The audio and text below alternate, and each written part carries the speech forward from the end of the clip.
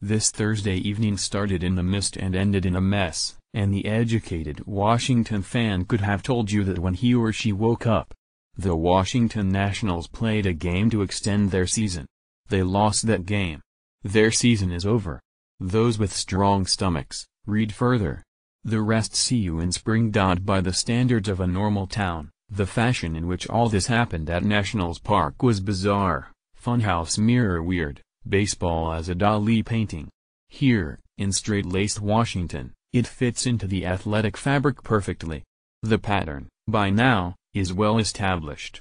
Washington might be able to muster optimism on a morning such as Thursday. It might, over lunch, convince itself of this advantage or that. But get through the gate at the ballpark, and dread is so readily available. The concessionaires slip it between the hot dog and the bun, mix it into the carbonated beverages, slide it into the programs. By now, babies here are born with it, ingrained. The final score at Nationals Park, in the fifth and decisive game of this National League Division Series: Chicago Cubs 9, Nats 8. The Cubs, champions a year ago, fly to Los Angeles to face the Dodgers for the right to reach the World Series. The Nationals failed to win a playoff series, again, the fourth time in the past 6 years they have reached this stage and taken a crowbar across the knees. Gut punch, again, said pitcher Max Scherzer, who was in the center of Thursday's canvas. On this night, everything we have learned about Washington sports over the past generation was reinforced, with arguments about whether the anguish caused by the Nationals now outdoes that caused by football's Redskins, basketball's Wizards or hockey's Capitals. Discuss among yourselves. We've got all winter. But in breaking down this particular evening, when the Nationals once held a 3-run lead, consider the simplicity of this. The Nationals entered the fifth inning with a 4-3 advantage and handed the ball to Scherzer, who might well win his third Cy Young award this year as his league's best pitcher. When Scherzer left the mound at the end of that frame, the Nats trailed 7-4. Usually, you lose a game and you could look back at like 3 or 4, 5 plays that changed the landscape of the game, said veteran outfielder Jason Worth, who authored one of those plays when he lost a line drive in the lights, costing the Nats a run. I feel like there was like 50 plays in this game. Did half come in the fifth, with Scherzer on the mound? Seems like it. Slice open that inning and examine the parts, and the true Washington nature of this loss is revealed. 4 straight Cubs reached base in unconventional ways, some known only to true baseball seam heads: an intentional walk, a strikeout with a passed ball about which there was some controversy, catcher interference, and a hit batsman.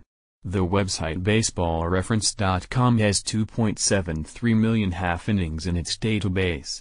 None of them contain those 4 events, let alone from 4 consecutive hitters. That was probably one of the weirdest innings I've ever seen, Nationals manager Dusty Baker said. It was bizarro world, Cubs manager Joe Maddon said.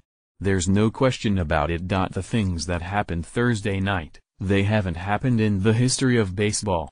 Yet they happened to the Nationals in what was to be their biggest, best night.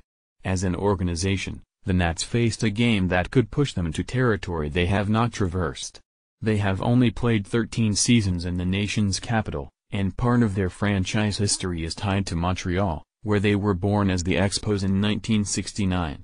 They filled a gap here, baseball's 33-year absence, and so for the first few years, there was joy in their mere existence. Since they became successful by winning their first division title in 2012, the Nationals had adopted the ways of Washington's other professional teams. Or those ways had adopted them. It's hard to tell. When Washington starting pitcher Gio Gonzalez gave up a double to the Cubs' first batter of the night, then threw a pitch to the backstop to allow him to advance to third, Nationals Park grew quiet, and not oddly at all. This is the tension that now accompanies these events in this town.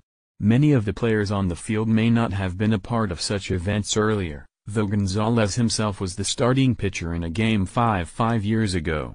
But many of the fans, they were here. So the crowd of 43,849 carried past Payne with it, a 6-0 lead against St. Louis in that fifth game in 2012, 5 years ago to the night. It's nights like these when, in Washington, little-known names such as Pete Kozma, a pesky, light-hitting infielder for the Cardinals, become infamous. Cosma's crime against the district, a tie-breaking single in the ninth inning, killing those Nats, providing the foundation for a past filled with pain. You can't put that pressure on you, Baker said before the game.